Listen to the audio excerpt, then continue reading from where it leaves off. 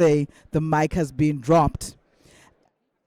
Innovatively enhances education and training, healthcare, security, and many other industries and sectors. Today, our focus is on the impact. Are you still hearing me? Okay. The impact is on AI in education, exploring the opportunities and the risk. Looking at the AI readiness of educational systems, its policies, frameworks, and capacity, we will explore how AI in education may affect human rights, the norms and cultures of a society, the quality of life for individuals, both negatively and positively. We want to deliver usable outcomes that are beneficial to all by using a multi-stakeholder approach for the answers to the policy questions. There's no better way to drive to doing this but through our panel of experts. Most importantly, you, our participants. Before I introduce our distinguished panel, I would like to give the floor to Mr. Joan Lee, United Nations Under-Secretary General for Economic and Social Affairs. Let's give him a warm welcome.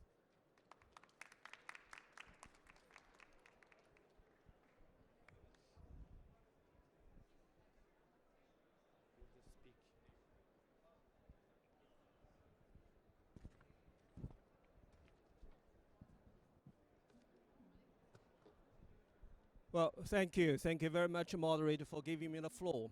It is a great pleasure and honor to join all of you for this youth summit. And, look at my great head, and I feel so exciting to be sitting or to stand in the same room with all the young people, new faces. Well, colleagues, let me say, your focus on the impact of the artificial intelligence on education is very, very timely, vital, and encouraging. It reflects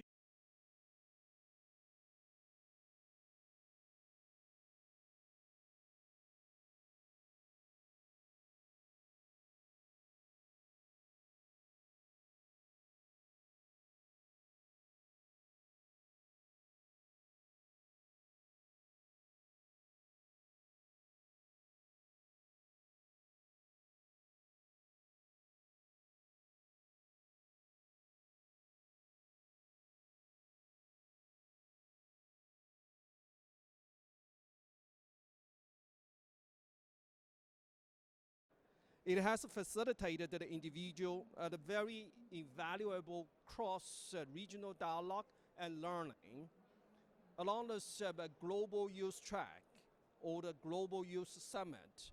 The youth track that sends a very powerful message to the world, namely uniting across the generations is essential. So only together can we meaningfully address these issues, reshaping the foundation for our future. As we come together today to discuss the impact of the AI on education, let us remember that first and foremost, education is one of the fundamental human rights enshrined in the Universal Declaration. It is our shared responsibility to ensure that the AI supports this right, this fundamental right, throughout the world, rather than undermine it. There are a number of the good examples around us. For instance, in Morocco, AI is helping to reduce learning disparities in rural areas. In France, AI is helping virtually impaired students to read the converting digital information into the haptic feedback. And in Brazil, AI-powered natural language processing is improving the literacy. Also in India, AI-driven voice-assisted education tools are fostering language inclusiveness. And in UK, AI is being used to convert the complex document into easy-to-read formats in over 70 languages, which actually enhance the accessibility for learners with diverse needs. Having said that, we have to recognize that there's a digital divide hampers. That actually hampers the potential of the others to build on all those good practices. And one very striving figure, that's a third of the global population, is not connected to the internet, not to mention the AI accessibility. So in this connection, United Nations has been given a strong mandate to right this wrong. The recent adopted Global Digital Compact calls for actions to foster international partnerships that build AI capacity through the education and training to expand access to open AI models, systems, and the training data. So today's summit provides a platform for multi-stakeholders, intergenerational dialogue on AI, especially on AI training, AI education. I believe your summit, your discussion will greatly help identify a path towards an ethical digital future where we leverage AI to help guarantee that every individual has an open access to quality education regardless of their backgrounds. So I look forward to hearing from you more with the very brief ideas and the innovative actions. Thank you. Thank you very much.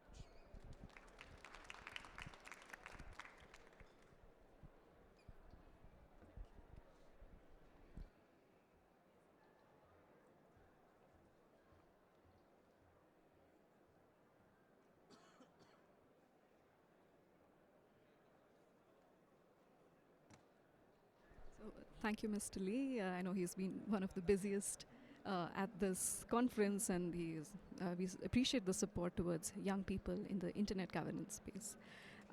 With this, I think I'll take over from Ms. Carol. I am Ahita Gangavarpu. I'm the coordinator of India Youth IGF and also the co-moderator for on-site participants.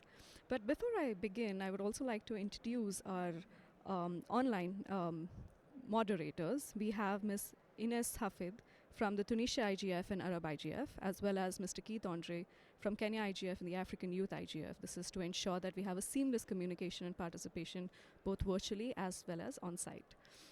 All right, with this, we now move on to a very interesting intergenerational panel, and it gives me immense pleasure to introduce you to our panelists for today's session. We have Mr. André Verdier, the Ambassador for Digital Affairs, Ministry of Europe and Foreign Affairs, Government of France. We're also joined by Ms. Margaret Nyambura Ndugu, Minister at the Ministry of Information, Communication, Digital Economy, Government of Kenya. We have Ms. Amal El Falah Zegrushni, the Minister at the Ministry of Digital Transition and Administration Reform of Morocco.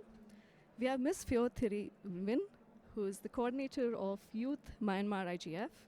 We have Mr. Ahmed Khan, researcher and development engineer, Aramco, Saudi Arabia. We have Mr. Umut Pajaro Velasquez, the coordinator of Youth LAC IGF and Youth IGF Colombia, among other affiliations. We have Mr. Khalid Haddadi, who's the director, public policy, Robologs. With this, now I move on to the very first question, which is directed to our host, Mr. Ahmed Khan. Let us start from the host country. What is your experience on how AI's innovation is impacting education? What are the different countries in the world who are adapting AI in education, and what are the different opportunities that this space brings to all of us? Okay, thank you very much. So actually, the thought came to my mind whether I should use ChatGPT to help me with this remark.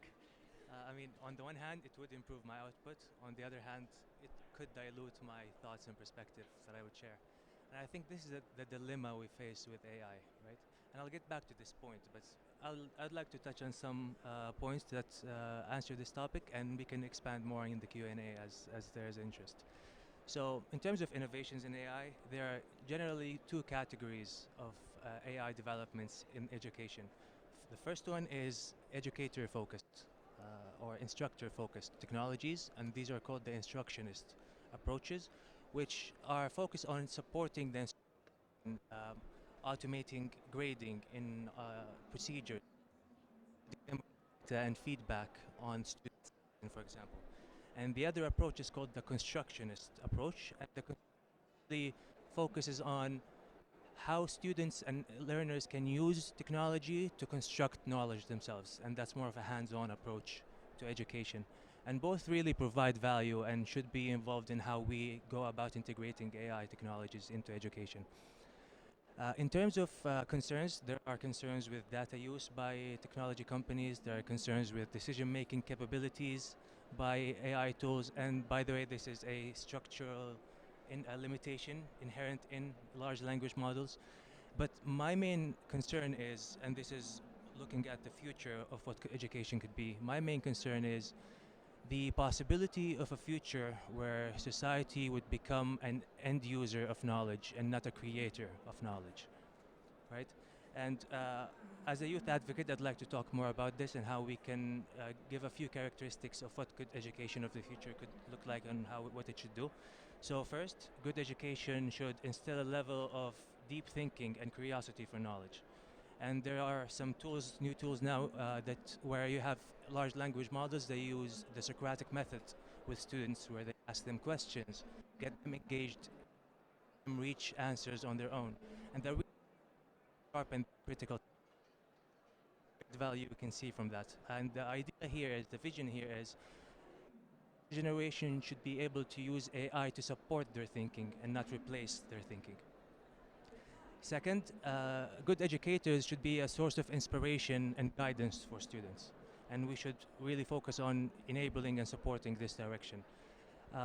And the idea here is, someone who is inspired will use AI to just get the answer, while someone who's inspired will use AI to develop the answer and is faster. And third, good education would foster self-learning and empower lifelong learners who would think collectively and not individually. And on this, I think that's something we have to practice as we teach.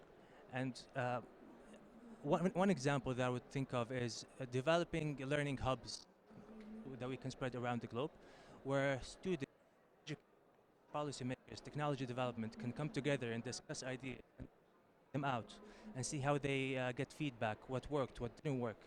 And then that helps with the integration and really pushing it forward.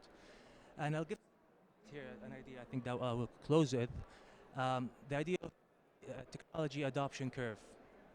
If you're familiar with it, you have your normal bell curve with that starts with your pioneers, your Steve Wozniaks, the magicians of technology. And then you have your early adopters, which is about, what, 10-15% of the population. And it turns out this is the section that really drives the maturity and adoption of technology. Those are the people who will stand in line to wait for the new iPhone for hours. Those are the people who will tell you how good it is and what needs to improve. And then you have your average adopter, the majority adopters. Those are the practical people who want to think about, how will I use the technology? How will it help me without really taking much of my time? And then you have the late adopters. Those are who are either not able or not interested in adopting it early on. And in developing these learning hubs, we really want to think about how we can help more people, facilitate for more people to become early adopters and get them involved in the discussion and engaged early on. And then you can have the effects go from a local to a global level. Thank you very much. Thank you so much for your points. And then it sets a lot of context for our upcoming discussions. I now request Mr. Henry Verdier, the Ambassador for Digital Affairs from Government of France. My question to you is, given France, the rich initiatives to address AI, how do you see AI impacting education? And what principles should guide the development and implementation of AI in the educational settings? Thank you very much. That's a question. That's impossible to answer in 5 minutes, but I will try to share some views. But first, let's recall that when we speak about AI and education, we speak about at least 3 different things. We speak about how to use AI for education. And of course, we can dream of a world with, for example, more personalized education.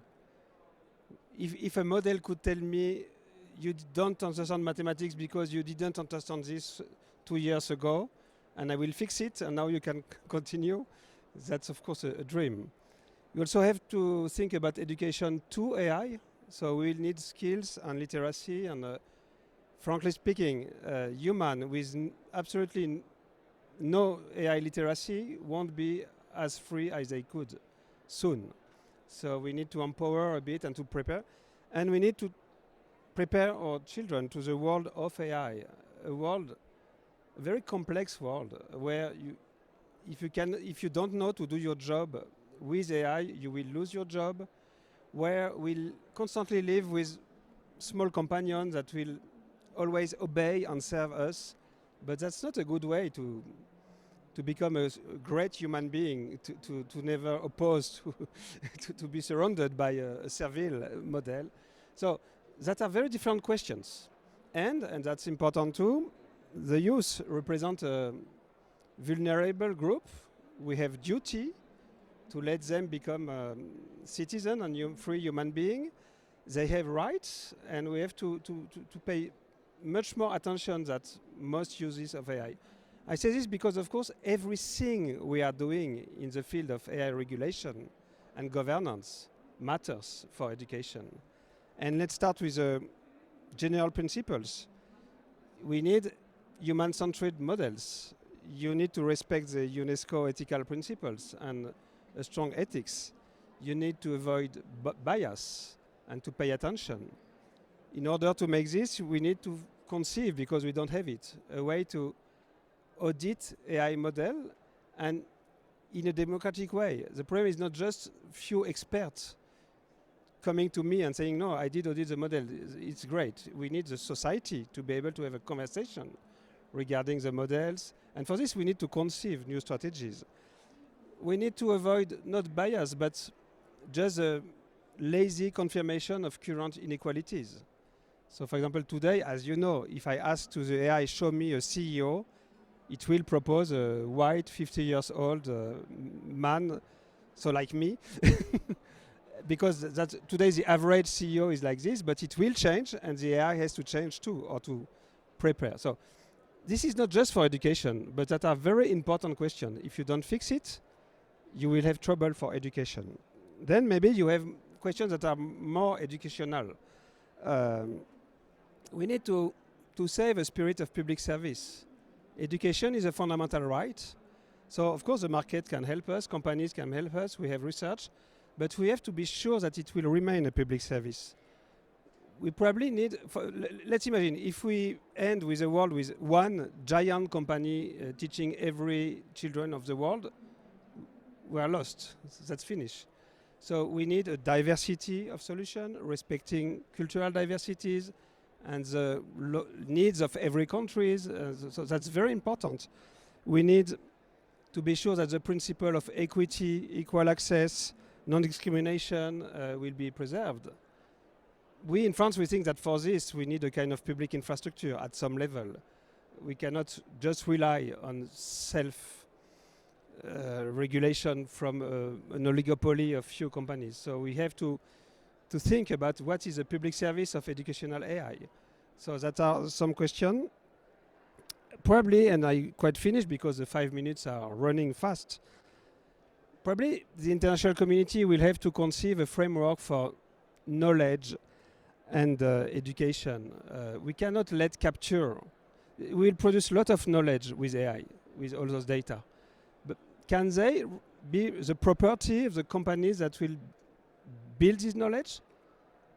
You know, we live in a world where we live because there is a public science, because there is a common knowledge, and you can innovate and create value and whatever, because there is also a common knowledge. So what is the common knowledge that we need to share regarding AI? And this, I don't think that we have a strong conversation regarding this question. And I conclude with this, and that's not just because we are at the IGF Youth.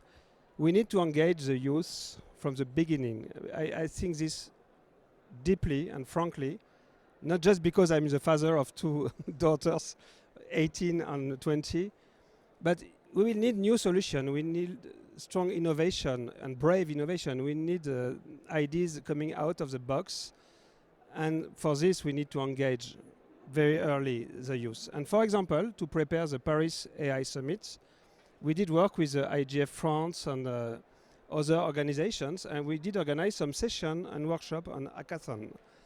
We did just ask to young, which kind of education do you dream about? And I was very interested by the answer. So, for example, all the ideas were ideas with a personal AI in my pocket that I did teach myself, and I know the model, and the model doesn't know me so well. So they didn't, those young that did work with us, they didn't want one big central AI model somewhere in the United States. They wanted their personal companion that they teach themselves. And that was interesting because that was instinctive. They didn't really think about it. But for them, a good future is a future where the AI works for me, in my pocket, with my prompt, and not a future where someone did decide somewhere about my future.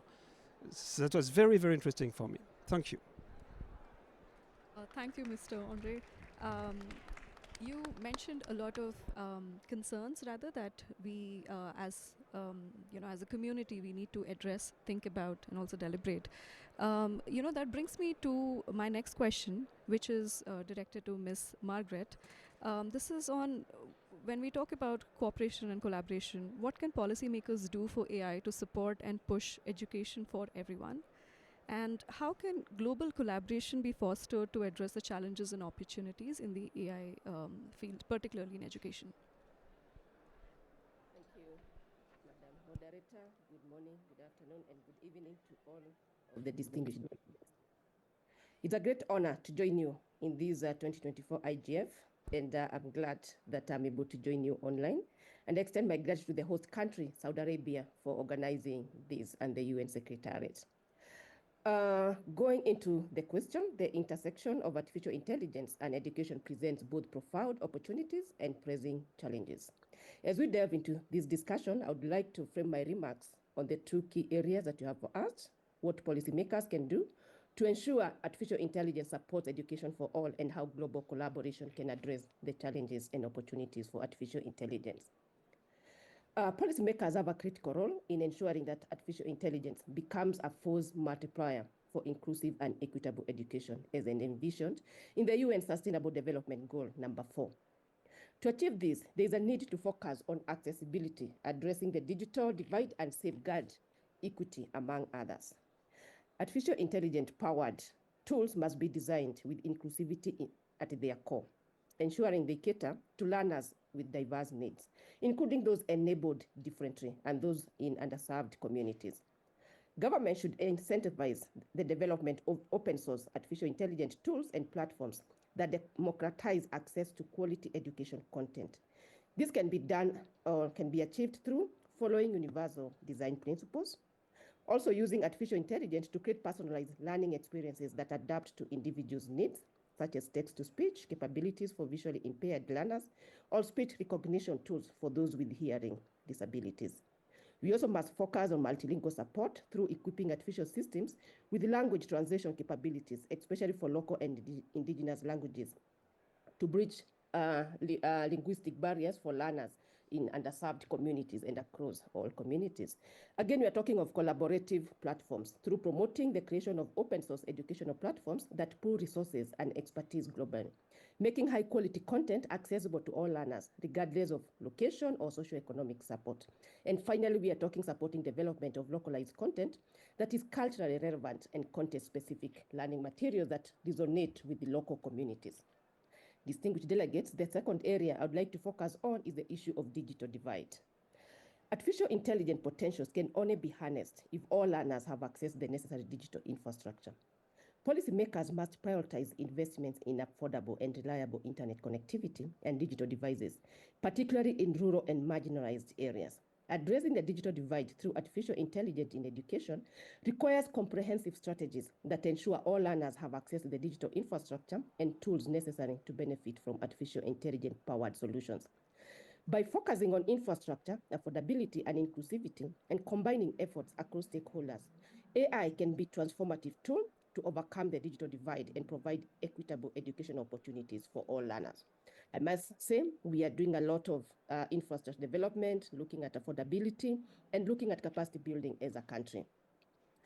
Distinguished delegates, safeguarding equity is important in leveraging AI to back education for all.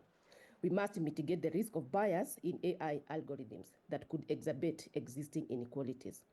Policymakers should establish regulatory frameworks that ensure transparency and fairness in the design and deployment of AI in education.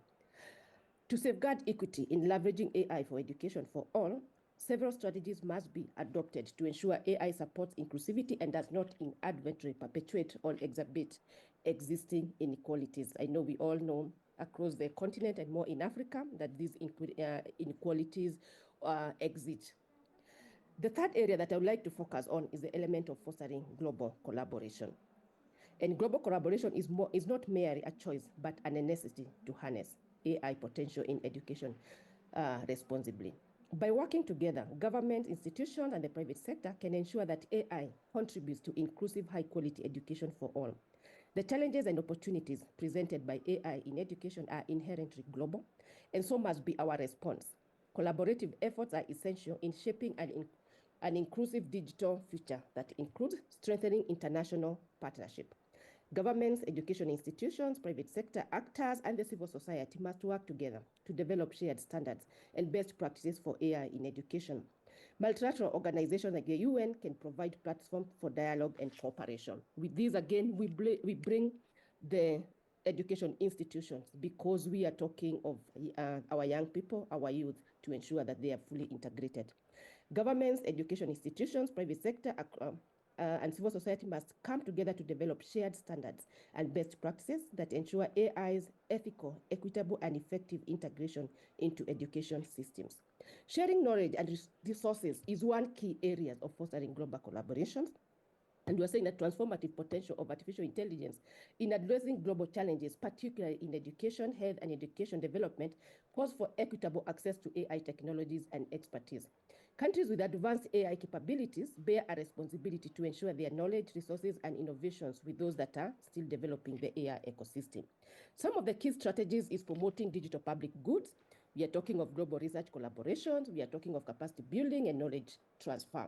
Once we do that and ensure that we are exchanging knowledge, and particularly when we are talking about digital public goods, advanced AI nations can support the development and dissemination of open source AI tools, datasets, and platforms as digital public goods, ensuring accessibility for all. Collaborative platforms can facilitate the adoption of these tools in under-resourced regions, fostering inclusion.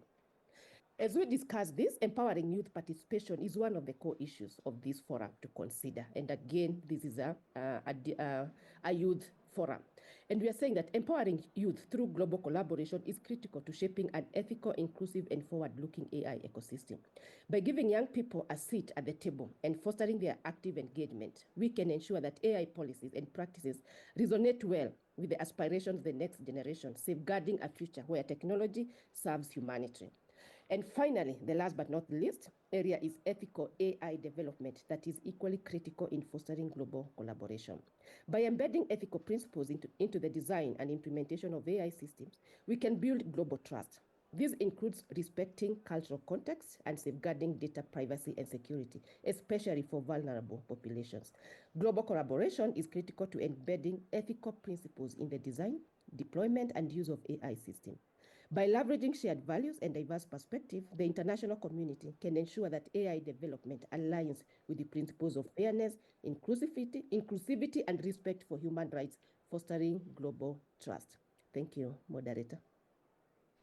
Thank you so much for your points. I think very well captured a policymaker's perspective on the various concerns that we have, as well as such certain ways with respect to collaboration, how these concerns can be addressed.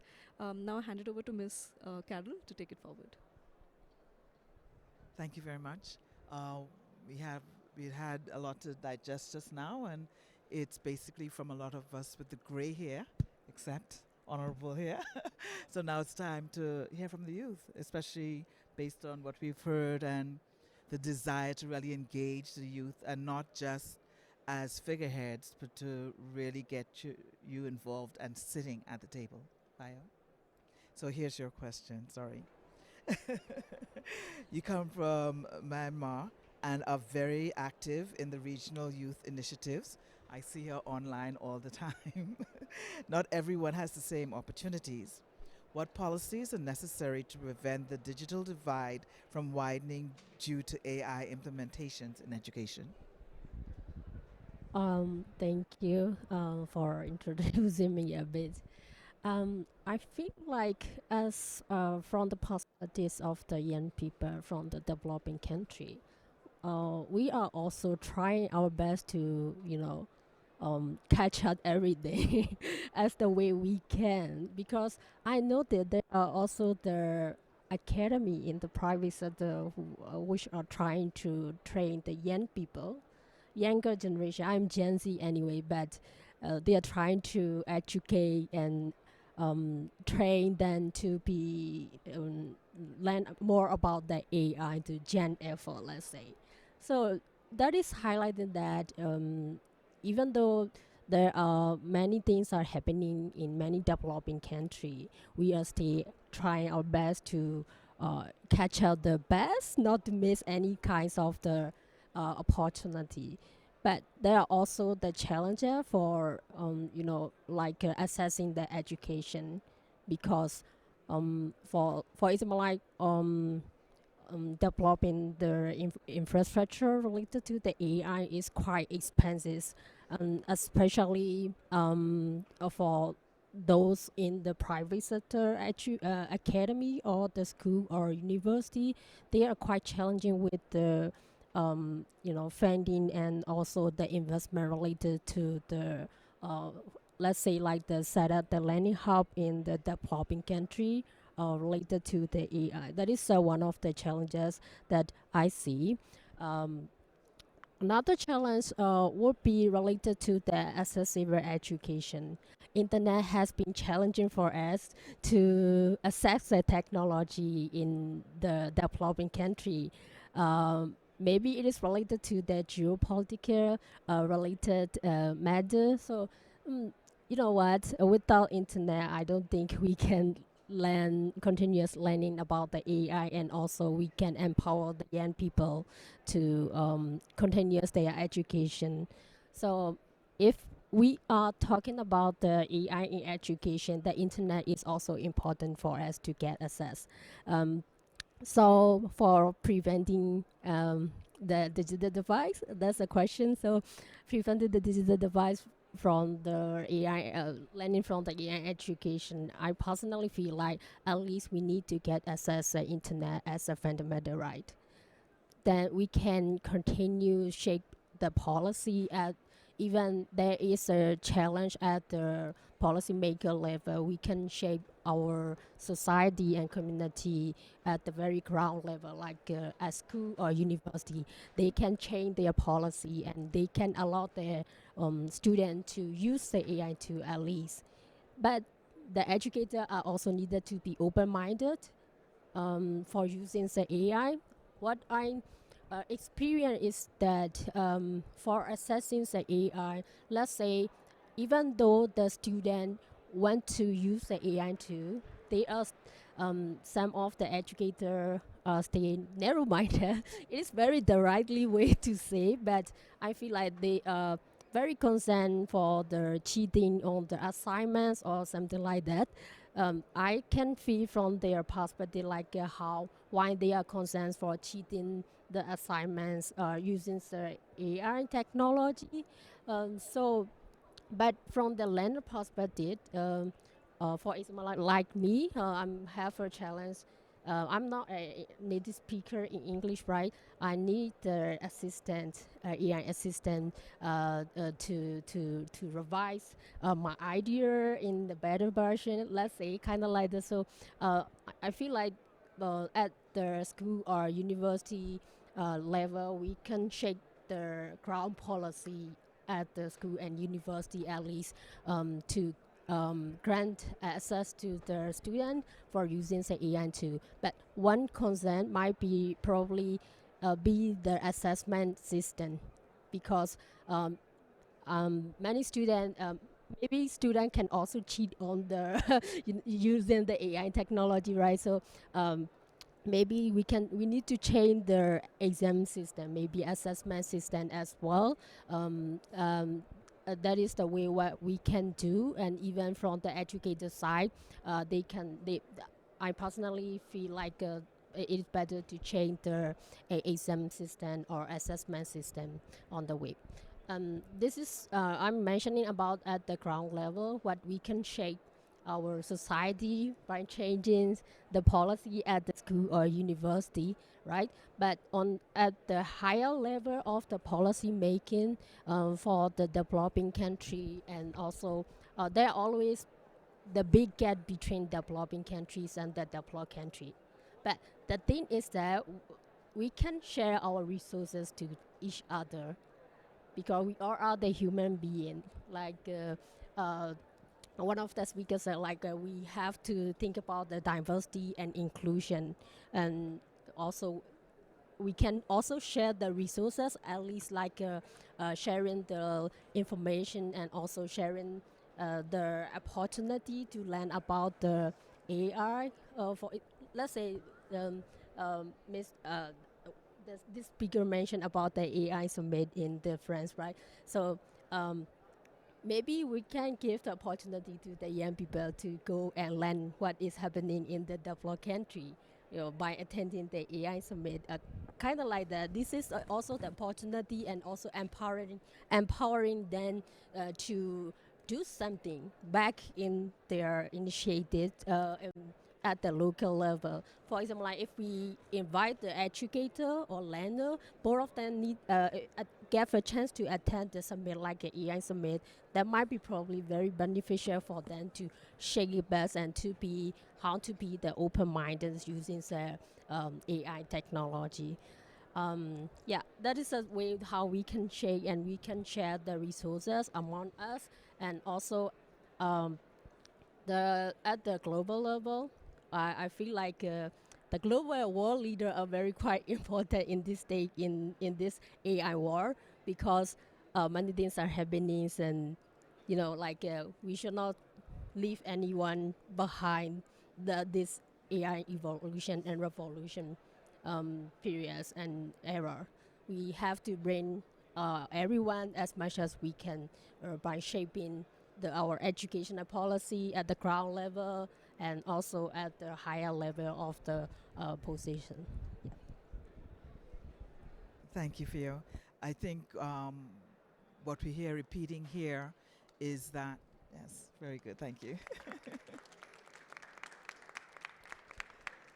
We hear repeating here that we need some kind of corporate responsibility in terms of helping countries to develop their AI, because it is an expensive endeavor and we need them. I totally agree with regards to the change of mindset, especially of the educators, probably of parents as well, so that the youth have a say and just don't look at AI as a negative, but to embrace the positive part. And for us to embrace the positive part, yes, we do need that mindset change. So we're going to now hear from Umut online. Can you hear us?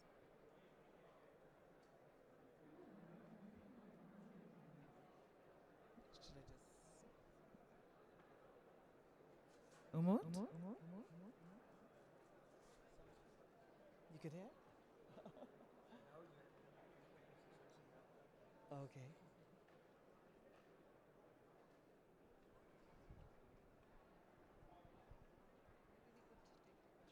Yeah. Okay, so whilst we sort out the technology, let's move on to our next question. Minister Amal, this is a big one for you. After hearing all of what's being said, of these important views, both from the youth and from others of the older generation, What preoccupies your attention as a decision maker on AI implications for education? It's a big one. Uh, Thank you very much. Yes, it's a huge question, but I will start with the dream. My dream is to keep young people as far as possible from computers. Because I think they spend already a lot of time connected and uh, very close from machines. And I think that AI should be used when it has a real added value. And we have to discuss what does it mean added value. For example, if you use AI to simulate classroom, this is something you cannot do alone as teacher. So you need a tool to simulate this classroom, to simulate interaction with students, etc. And in this situation, AI can provide some benefits. And I um, I would like to say something to set up the scene. For me, in 18 there was already education-based AI. We call this enseignement assisté par ordinateur, assisted with computer, education assisted, and it started many years ago, like 40 years ago. And there was a lot of advances in mathematics, in science, etc. So, and then we scale up from this basic AI assisted teaching to serious game, for example. And gaming becomes something very important in many situations, not only at school, but also in companies, etc. Because it put the person in situation of learning. And then we started thinking about more personalized experience with AI, and we got this generative AI very recently in 2000, maybe ChatGPT 2022, but generative AI started like 5 years before. And this Gen AI can has like very interesting features, and I will go back to this, but also some bad features, like for example, plagiarism is something we met.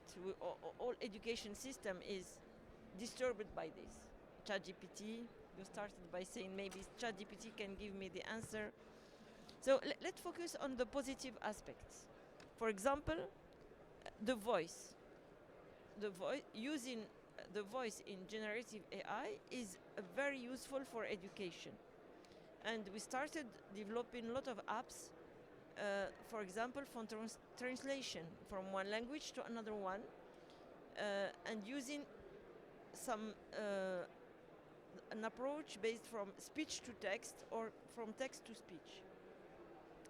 And this is very useful, in particular in the global south, because you have to face literacy, and you have to face multi-lingualism. If you go to Africa, for example, in one country you have to deal with like 15 or 20 languages, different languages. And generative AI help us to shift from one language very smoothly to another one. And this is, I think, the real added value in education of generative AI. Now, just when I listen to you, I think there is a very huge problem. Again, if we focus on Global South, it's about connectivity. It's something very difficult to have everywhere. The infrastructure is also a huge problem if you deal with large language models. So we have to find some new approaches.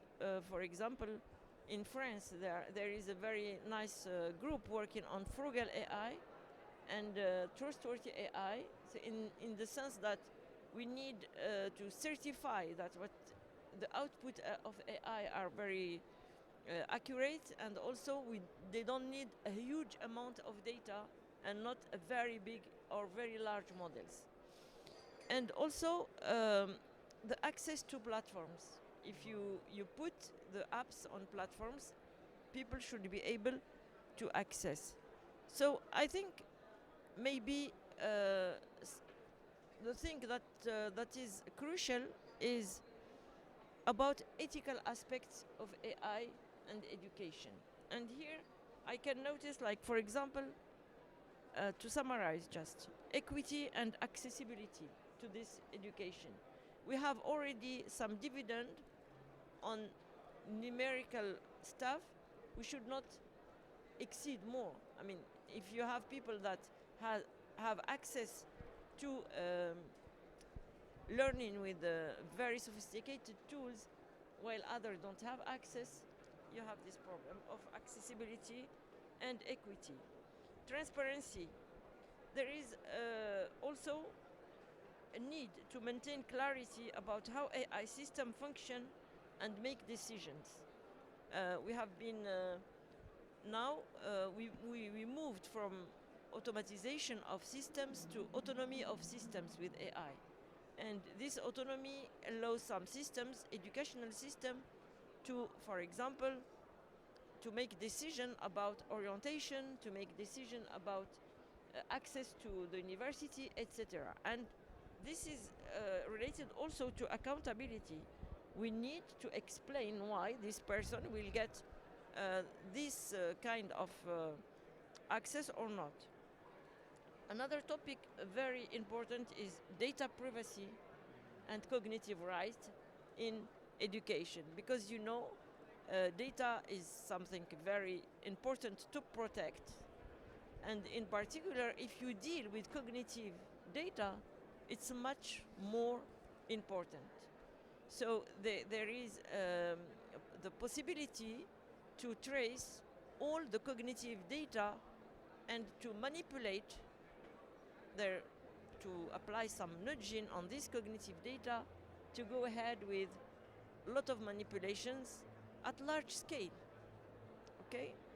And finally, I would like to mention all the problems relative to AI, like bias in data, this book of Invisible Woman. There are a lot of problems related to the use of data, and when we rely on data and bias algorithm also.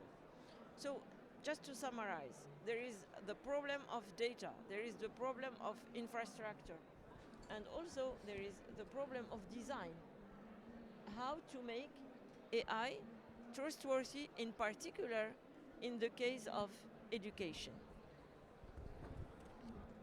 Thank you very much. We hear a lot of different terms of ethical AI, but I think I like trustworthy AI. So we'll have to use that a little bit more as well. Is Umut on? Okay, Umut, so here's your question and welcome. Okay, hold on. Yes. What are the youth in Latin America and the Caribbean thinking when it comes to who should be held accountable for decisions made by AI systems in educational environments? Take it away. Good afternoon, everyone, Hi, or Umut. good day or good evening, wherever you are. Well, when it comes to decisions on how or who is going to be held accountable in AI decisions, well, actually in Latin America, we we think that actually this has a many problems related to internet governance. Is a problem that should be addressed by several stakeholders at the same time. Uh, Probably the main stakeholders that can be held accountable for decisions made by AI system in educational environments requires careful consideration of the role and responsibilities of first of all developers. AI developers have a responsibility to design and develop AI systems that are ethical, unbiased, and transparent. they should ensure that their system and train on diverse and representative data sets, especially in a region like Latin America, where we have so many cultural nonsense and different languages and all of that. And also ensure that the AI system, especially that the ones that be used for education, are designed to protect student privacy. Educators have a role in this aspect on accountability also, and I'm an educator myself, so we talk about this a lot of time.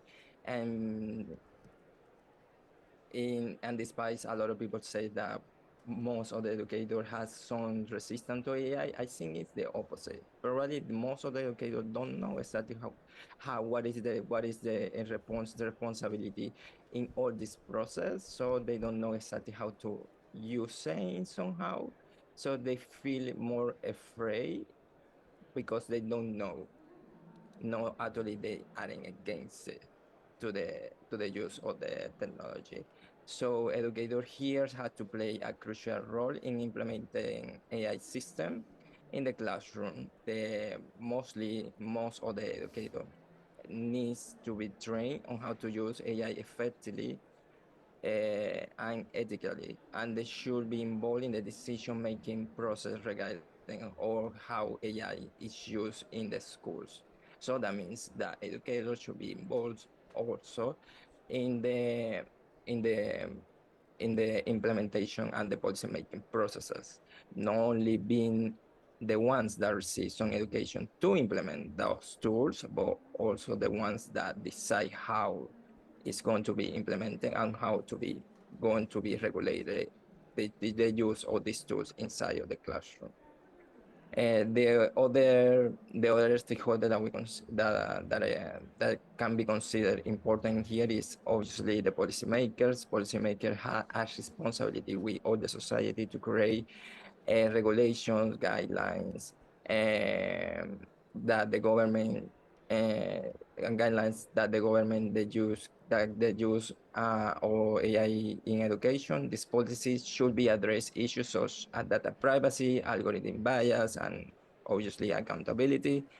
And students, because they also part of the process, no, we can avoid or having some great on accountability without including students inside of this conversation. Without them, it's impossible to actually address fully the encompass or the complexity of having AI education tools and on making them accountable for the use of the tools, because it's not only developers that are going to be accountable for it, is we need to see in all the process, not only in the design stage, but until the deployment and the implementation on it. Students themselves should be empowered to understand how AI is being used in their education and how to have a voice in the decision-making processes. They should be educated about the potential benefits and risks of AI and encouraged to critically evaluate the information generated by AI systems. So students in this case, they need not only proper education to know how to use the tools, but also some critical thinking on how or when they are started using the tools, because most of the students are using the tools. So we can avoid that. Um, we have to think that accountability is a really complex topics to talk about. Probably we 5 minutes we don't have enough time to cover everything about accountability. But what we can say that this accountability should be something that we should be shared among all stakeholders. It requires a collaborative approach that prioritizes ethical consideration, transparencies, and the well-being of the student, because the student are the main focus on the all educational system. And um, and on the all education system.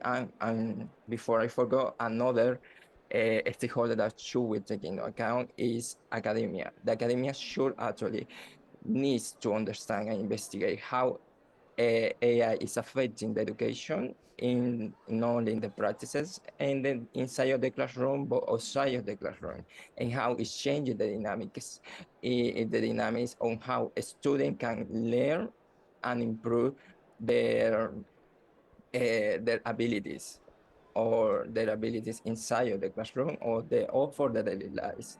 So academia needs to understand the pedagogy, the didactical and the pedagogical aspects that are being affected by the use of artificial intelligence tools in the classroom. So there is another stakeholder that should be taken into account in this. So we can have AI more accountable in education that actually is transparent, fairness, has a human oversight, respect the privacy of the student, propends to equity, and is child-friendly. So that's my my approach to it. Thank you. Thank you very much. So we can see that the number of critical stakeholders are growing here. We have government, the technical community, and of course academia. After listening to all the talks, I have a question running around in my head, but I have to leave it running for one more speaker, and then I'll put it out to you. So, Mr. Khalid.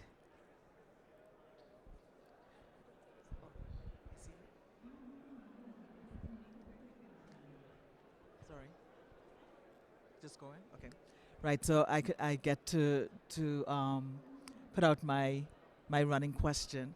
So I'll be honest. I have not used one single AI tool, and I'll tell you why. It's because you could still hear me. Yeah. Okay. It's because of what was said at the beginning, and I think it's from Mr. Khalid. Hold on. Am I going to be enhancing what I do or diluting? Is it really going to be me or is it 1,000 other people? So I'm going to put it out to you who've probably used AI. How do you feel ethically, personally, when you use an AI tool to help you, as Vio said, to enhance? Do you think that you're really enhancing? What do you do to help your ethical compass? So I'm throwing that question out to you in the audience. Very brief comment. Indeed, you did use AI tools a lot. If you take a picture with your iPhone, that's AI. If you do receive some advertising on the web or within a social network, that's done with AI. If you do receive information in your social network, the feed, that's AI. So, and that's the wicked aspect of the problem because you don't always notice that AI is everywhere. And maybe that's the most important because we cannot confront and contest and discuss democratically because the decisions are made and we don't even know that there are decisions. No, I agree. I agree that sometimes we don't know, but I'm throwing it out there in terms of I do know. So when you look at Zoom, you have the little AI apps you can use, WhatsApp, everywhere you turn. But right up and now, I don't know if they're trying to be ethical. You have to click a button to say yes, I want to use it.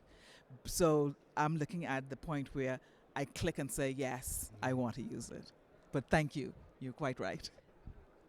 Hi, my name is Jarrell James. I'm a researcher for internet resiliency, and I do a lot of work with AI. And a lot of concerns that Ahmed has made are, also I've heard him talk about them before, but I have them as well. And so I think what you're discussing there is like consensual data mining, consensual activity with AI. And I think when I use it myself, and my hesitations right now around using it, which is something I would love to hear the panel discuss, I think for me, I'm wondering about who is responding to me in the sense like who, it's a large language model, so whose language whose background, whose perspective is diluting my creativity, whose background perspective is diluting my output, because I really value the fact that like I come from East Africa, I am well trained and well educated in all sorts of things in the West, but I am applying that education through this perspective and this lens. And when I use AI tools, I often notice that I almost have to give the AI my philosophy first, and I have to like write out logical prompts that give if-then statements, like if I believe this, then this is my outcome of what I would like to see. And like I almost have to deprogram the AI from the language model that it exists in currently. And so I would love to hear, yeah, Ahmed, I think you are ready to go on this, but I'd love to hear more about, instead of just owning like how it's implemented regulatory wise, like who are the people in the, like, do you see Global South members being the next Steve Jobs of like AI, or these like big innovators in AI, or is it going to follow the same path of the foreign delegates or the corporations come in and they give you these language models and then you have to decide what's true or not? Yeah, thank you. So I'll maybe first I'll start with the concern that you raised, and this goes to what the ambassador said. Really, I think we blew it with social media. Why is it that someone in a different continent get to decide what I watch on my phone for 2 to 4 hours? And I'm not mentioning any names, Mark Zuckerberg. But for AI specifically, so the idea of how the technology works, basically, it's a large language model, as in it takes data and it learns what the data says, and it can predict the next word. This is what it learns. So you take a bunch of information from the internet. So what it learns on average is the average content you see. So if without any post-training, this is what you get, the average response you would get in the internet. But then there is the fine-tuning that happens after. Be more supportive, give it more information, be this and that, and then it learns some concepts that can provide you with the direction that you can give it, right? So how it happens now is the different companies control for these things, and they ensure that it's trustworthy in a sense. They try to make their own best judgment in terms of how to use it. And then we become end users. So now the question is, again, back to the point, how can we push it to use AI so that I can tell it what I want and it serves me and not the company? And this is really what we want to focus on. And I think this really is an overlap between the capabilities of the technology itself and then what we do with it. And I'll leave the floor if there's any more comments, if anyone wants to add more to this. Ed, next. Can you hear me okay? Brilliant. So thank you so much for that, Ahmed. And I think my experience as a young person utilizing AI, especially in, I'm a consultant, my job is quite professional, is I usually struggle to get it to give me an objective stance, in the sense that whatever prompts I give it, it ends up speaking to what I'm feeding it, which is not necessarily what I want, right? I want this thing to challenge me, to give me some sort of objective truth. So I guess my question to you is, do you think an objective truth exists in the sense of AI, or is it always going to be manipulated to a certain extent by its users and the community that utilizes AI technologies?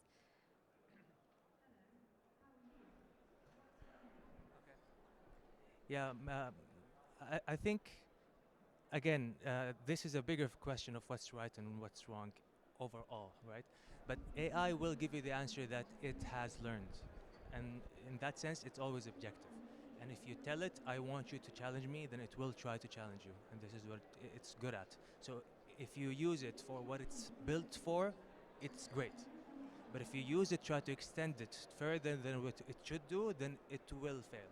And then we say the company is responsible for it. If you use a knife that's supposed to cut things and it cuts your finger, maybe you didn't use it right. Maybe it wasn't too sharp.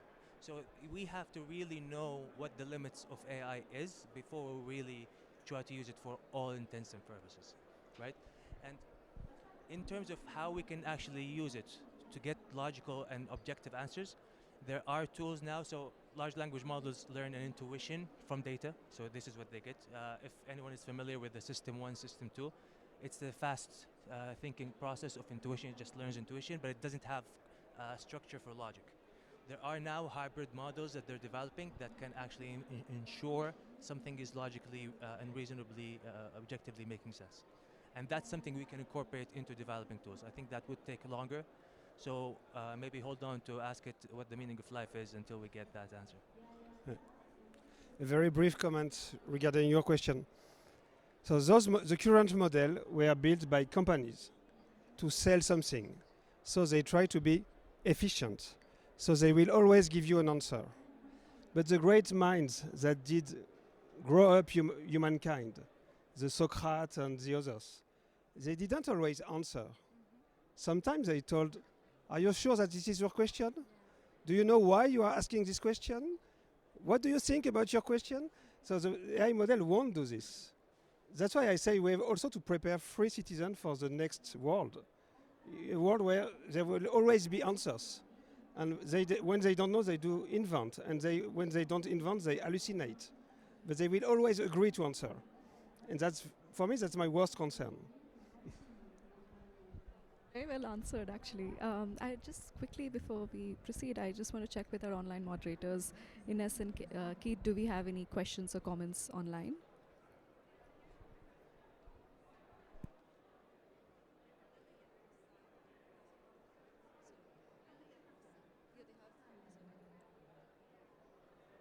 I see that we have a comment or question from Lily.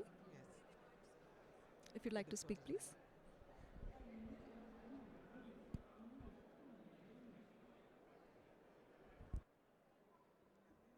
Hi everyone. Good morning. Sorry, morning from here. As I'm in Cincinnati, Ohio, and excited to join the conversation. So one of the things I wanted to say early on was the fact that Madame Carol had mentioned that she had not, and then she actually clarified it. So I was going to point out the fact that in using our emails and our calendars, there's the subtle use of AI so much so that it enhances productivity in a way or the other. So indirectly, we all are using. And so for somebody who's a youth and coming from the angle or perspective of answering if it adds any efficiency or is effective for me, first off, it is. But secondly, I'm a PhD researcher in privacy. So my concerns also actually go towards the idea of privacy.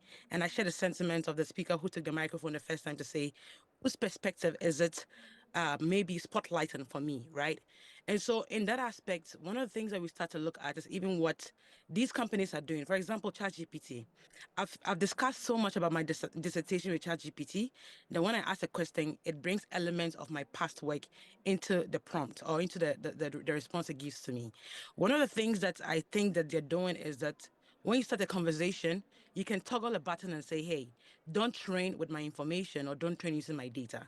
For one step, it is a way for people to say, hey, I'm looking into my privacy, and maybe that I don't want this to be used in training this large model for others to be a part of. But one of the conversations is that aside from what these companies are doing, we are speaking about responsibility. And for us as people who are probably looking to be private and secure while using AI tools, we may also start thinking about how we know and understand what these tools are, and first off, look at our own security. Are you uploading your social security numbers? Are you uploading passwords? What else are you doing out there that probably can land into the training of these models? Remember, like what the Minister Ahmad said, he said there's either machine learning that these AI tools are using, there's natural language processing that they're using, or even these tools acting like the human brain. And so it brings about that neural network part of AI. In that sense, we all are using the tool, but for us also, we have to take the time to also learn for ourselves and make sure we are taking proactive approaches to protect ourselves while these companies and policies and every other thing also works in place. So from my point of view, AI supports me, but I also look out for privacy because it is huge. And if you don't think of it first for yourself, the companies would only play a secondary role, and your information probably may be used in training these models. Okay, thank you very much. That was very helpful. Very helpful. The next speaker online, we have quite a queue here. So please, we're asking everybody to stick to the 2 minute. I think we're down to maybe a 1 minute intervention on a, so that persons can have a chance to get involved. Thank you. Hello, everyone. Hello. Yes, hello. Go ahead. We can hear you. Are you listening? Just speak, we can hear you. Hello, I'm not getting the flow. Can you hear us? We can hear you. Okay, until we've sorted out the technical difficulty, we'll just go back to the floor. The floor. Go ahead. Hello, thank you so much for the insights. My name is Ahmad Karim. I'm from UN Women. And I have two questions. The first one is that we see a very wide gap between two conversations when it comes to AI. Global North, it talks about AI and the opportunity that would bring to the economy of everyone. And in Global South, the threats and the protection side of AI and technology. How can we guarantee that we have women and girls have that side in the conversation where the systems are aware of the concerns and their safety measures and concerns, but it does not defy the opportunity space where we can have more girls and women shape that whole industry. And then the second question related to bias in AI. We know that there are biases related to the data itself. AI inherited our history, our civilization, you know, 10,000 of years of biases against women and girls, and this is what we're also receiving from AI input, but also the AI, the algorithm bias when it comes to those who are creating AI, mostly men, creating softwares for other men, and then with a smaller percentage of women in the AI industry that's also perpetuate the application thing. And then the last part is the bias in the users. Those who have already gender biases and asking the wrong questions, and how can we make sure that who is responsible for fixing the AI that could work for women and girls? Thank you. Anyone in the panelists wanted to? You'd have to just respond. Oh, we'll go back to the online speaker after we have a response to the question that was put to us. Anybody going to? No? All right, we'll go to the online.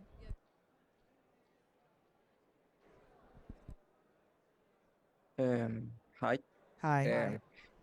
Well, I would like to answer the last part of the question that talk about our gender bias on AI, because that's related to my work. So yeah, one of the things that we can do, well, we can actually blame AI for being gender biased when we actually create the data that fit the AI system with those biases. Those biases exist in the society, so we need first of all change the cultural background of the entire society in order to have less gender bias in artificial intelligence. We can actually improve the language sometimes when we are talking about language models, and what we can do, that's actually what I'm trying to do with my language, that is Spanish, is to actually improve those models in the way that actually the representation and the outputs that the people receive when it comes to gender are more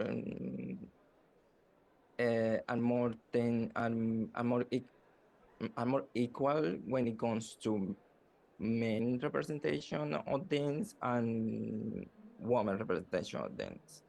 So it's hard when you have some languages that actually are so strong, has some representation of gender inside of it, and there is a cultural background that actually is really, really, really, really gender. So it's not going to be easy to tackle the gender bias, but we should try, as many people are trying to do it at the moment. So what we can pretend with the one of the things that I say to people that I want to improve the models related to gender bias on AI is actually start feeding the data with more related things that women and other genders do, and how they spread themselves and what they do in the more common things. So it would be help for the AI, for the different AI models to give a less Okay, thank you very a much. less gender response Okay, to thank the you. prompts that they receive. Okay, So, thank you yeah, very that's much. what I wanted to say. Thank you very much. Very helpful, and you're quite right. It's almost a circular argument there with regards to what AI is learning. It's feeding from what we have fed it, and it's feeding from our biases. So we do need to look at how to address that. Thank you very much. And we're going to take.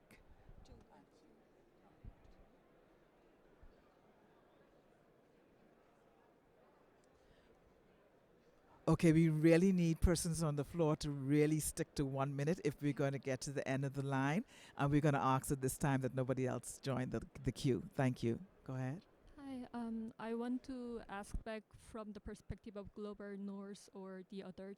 So, like when we are questioning the youth to be critical, I'm not sure if we are giving a good environment for them. When we all have the UN organization and everything working on education and technology, however, we don't have a universal guideline that, as someone was saying, what is plagiarism or not, and how much is okay or not. Are we giving enough information about that so that youth know? No, even at my German university, they do not really specify until where is plagiarism and not and how to use it. But then we are still talking about we should facilitate early adopter and so on. For me, I think it's very conflicting, and I think we should really think how do we work on this so that we actually inform that, not just telling them to be early adopter. Thank you. Thank you very much. That's a very good point. And we now have 5 minutes to wrap up, or 4 minutes. So let's make it quick. 30 seconds. Our size brevity. My name is Osei Keja from Ghana, and also a rep from African Youth IGF. So this year we had our African Youth IGF last November, and the topic was digital governance and emerging technologies, youth participation, amplifying youth voices. One of the recommendations was establish advisory and participatory platforms to involve youth in policy making and governance at regional and national levels. My question is that what kind of methodologies? Oftentimes, the youth are sort of an afterthought in all these conversations. How possible, or what kind of methodology or say structures should we put in place so that they are all inclusive?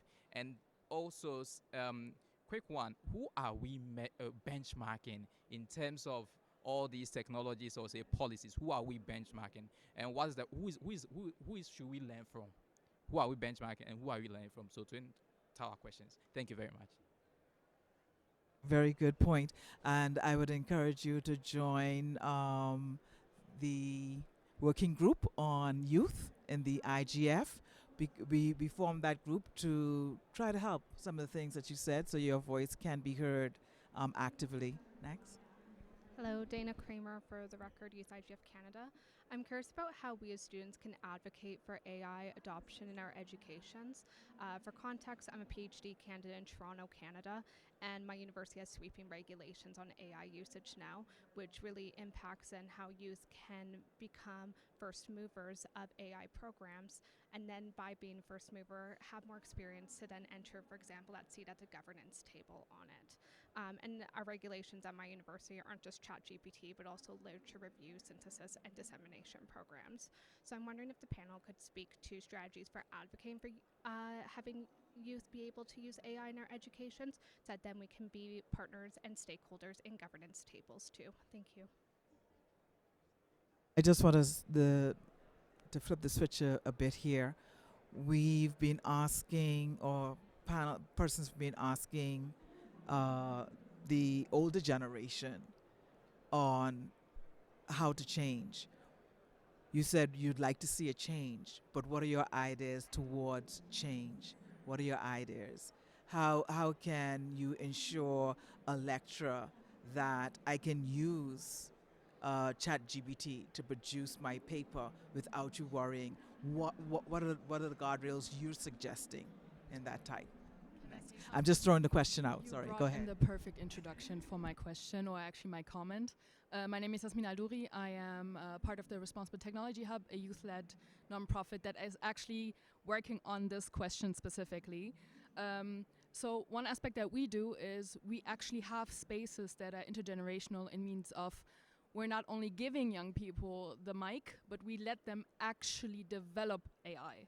So instead of asking them and serving them, oh, what do you want? We ask them the question of, give us a solution, and then we will have a question, or we will go through the problems that you're actually seeing. That way, young people are actually taken serious.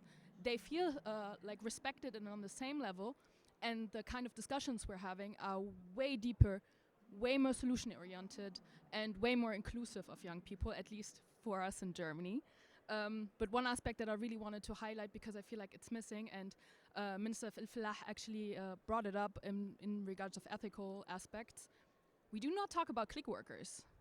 AI has to be developed by labeling data, and that data is being labeled by young people who are super underprivileged, mostly from the global south, not paid well enough. So if we talk about including people and young people in this aspect, we need to include those who are exploited by developing it.